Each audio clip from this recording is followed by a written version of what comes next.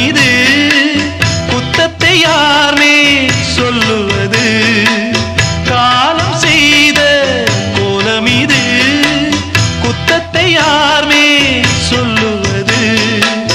அம்மாடி என்ன செய்ய மன்னிக்கணும் என்னத்தான் யார்கிட்ட சொல்லி அழுவேன்